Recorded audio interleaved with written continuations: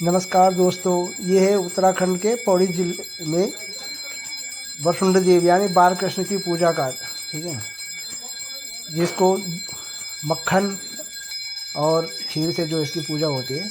साल में 2 बार ये पूजा की जाती है, चैत्र मास में और जो है सावन में। कहते हैं जब बाल कृष्ण के रूप में जब छोटे थे, जो देवता जो वसुंधरा देवता के नाम से पूजा जाता है, जिनको वो किसी चरवाहे के यहाँ पे जाके उसकी गाय का दूध पीते रहते थे। जब चरवाहा शाम को गाय लेके आता था तो पता था कि गाय तो पहले ही दूध ख़त्म हो चुका है। लोगों को शक हुआ कि भैया चरवाहा जो है ये दूध पी जाता है, तो उन्होंने उस पर जुर्माना लगाना शुरू कर दिया। एक दिन चरवाहे ने बोला, यार मैं तो दूध पीता नहीं हूँ और रोज़ मैं इस तरह से बदनाम हो रहा हूँ, आखिर में दूध पीता कौन है, इसको देखना चाहिए। दोपहर का समय था। चरवाहा ने देखा कि एक बालक रूप में आकर के और उस चरवाहे का वो गाय का जो है दूध पीता है। तो चरवाहे ने गुस्से में आकर के कुल्हाड़ी का वार जो है उस बालक के रूप में कर दिया, सर के ऊपर कर दिया, जो कि यहाँ पे जो पत्थर रूप में जो देखा जा रहा है पूजते हुए वो है। अब वो बालक वहाँ से चला गया और बहुत ऊंचाई में जा कर के एक स्थान पे जाके वहाँ पे रह गया। रात में उस ज़मीन का जो भी था, उस ज़मीन का जो भी रहा होगा, उस मालिक वगैरह, उसके सपने में आया कि भाई मैं तेरी सरहद में आ गया हूँ तेरी ज़मीन में हूँ मैं, और तो मुझे यहाँ जो है देख ले, मुझे आकर के भाई जो भी है। अब वो गया सुबह उठ के, उन्होंने देखा कि यार यहाँ पे तो पत्थर है और उसके सर पे जो है घाव बन रखा है। उसने जैसे जैसे उस पत्थर को खोदना शुरू किया निकालने के लिए, वो नीचे धंसता चला गया और आखिर में एक कुंड रूप में जो है बन गया। कहते हैं पहले इस पत्थर पे जो चोट का निशान था, जो बाल कृष्ण का जो था घाव था जो, लेकिन वो घाव अब मक्खन के रूप में डाल डाल के ये भर चुका है अब काफ़ी। और हर साल जो चैत्र मास में और सावन में जो है इसकी पूजा की जाती है और मक्खन का जो है ये लेप जो है उनके सर पे लगाया जाता है, जो आप देख रहे होंगे। उनका दूध पानी से स्नान करवा के और उसके बाद मक्खन से उनका घाव भरा जाता है। तो ये वसुंधरा देव है हमारे।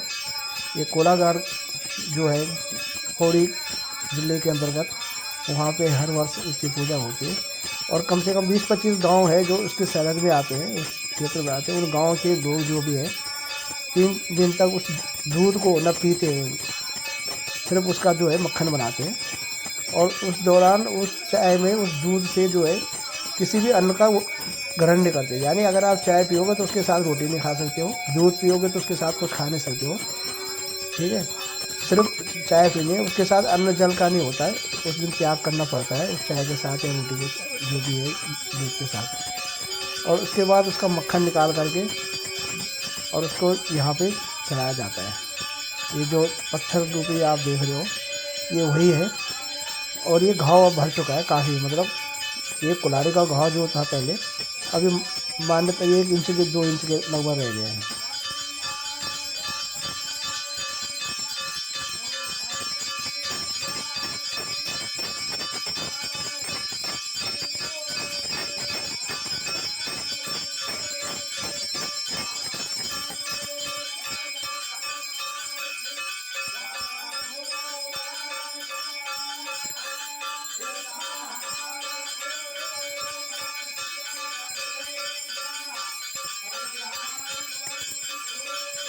और ये हमारे वसुंधरा देव है। एक चीज़ और है, जिस चरवाहे ने उनके सर पे जो बार किया था कुल्हाड़ी से, जिस जाति का जो था वो, उन जाति वालों को ये वर्जित है, वो इसकी पूजा नहीं कर सकते हैं।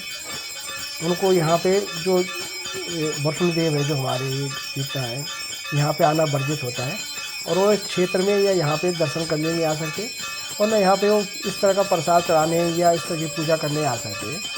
उनको श्रापित है वो जो भी परिवार है, वो जो भी वंश रहा होगा या जो जाति के रहे हैं वो श्रापित है और यहाँ पे आके पूजा नहीं कर सकते। ये आप देख रहे होंगे, देखो मक्खन से लेप लगाया जा रहा है उनके सर में। बाल कृष्ण का जो रूप था, जो कि अब पत्थर रूप में विराजमान है यहाँ पे, ये वसुंधरा देव है हमारे और ये इनकी पूजा होती है, देख रहे हो आप। और जो जिसकी ज़मीन में ये रहे थे, ये उनके वजह जो भी के जो पूर्वज हैं रहे होंगे जिन्होंने इसको किया था, उन्हीं के वंशज इसकी पूजा करते हैं। ये जो पुजारी आप देख रहे हो जो मक्खन का लेप कर रहे हैं, ये उन्हीं का वंशज है और वही जो है इसकी पूजा करता है और कोई नहीं होता।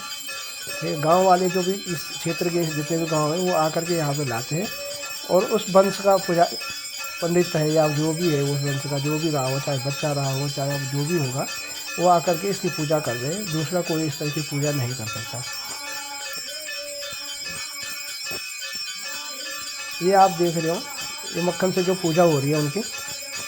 उसके बाद खीर जो है दूध लाया जाता है जो गाँव से सारे इकट्ठा करके, हर गाँव वाले यहाँ पे आके खीर बनाते हैं और इसका भोग लगाते हैं। ये प्रसाद रूपी खीर दिया जाता है यहाँ पे जो भी वहाँ पे आते हैं पूजा करने, भक्तजन जो भी है वहाँ पे पूजा करके। ये देखिए मक्खन की जो ये गोली लगाए जा रही है, देख रहे होंगे आप, इस तरह से पूजा की जाती है इसकी। और उसके बाद खीर का भोग लगाया जाता है।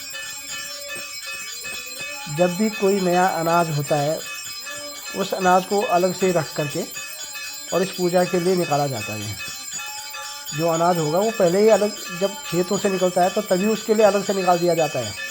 यानी वो आपके जो खाने वाला अनाज होता है उसमें नहीं होता। ये जो चावल जो होते हैं, जो धान जो है अलग किए जाते हैं खीर के लिए, वो अलग से ही पूजा के लिए पहले ही रख दिए जाते हैं।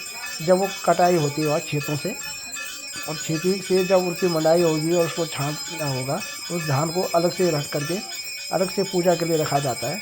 और जब इनकी पूजा होती है तब उसको निकाल करके उसकी पिसाई या कुटाई जो भी होती है उसको धान से चावल बना करके और उसके बाद उसकी खीर का भोग लगाया जाता है। तो ये देख रहे हैं आप पूजा जो है।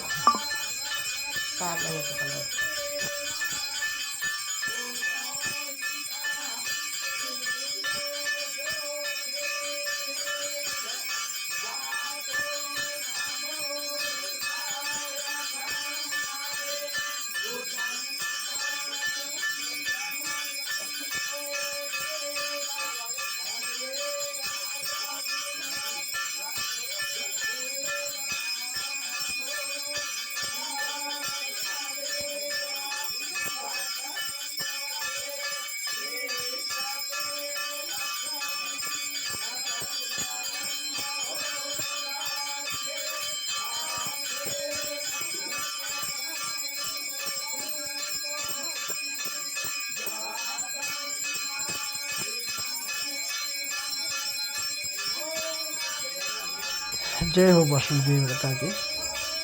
हे भगवान अपने भक्तों पे अपनी कृपा बनाए रखना। वो चाहे गांव में हो चाहे शहरों में है, उन सब पे तो अपनी कृपा बनाए रखना, अपना आशीर्वाद उनको देते रहना। और इसी के साथ दोस्तों जय वैष्णो देवता की। जय राधे, जय कृष्णा, हरे कृष्णा हरे कृष्णा हरे कृष्णा।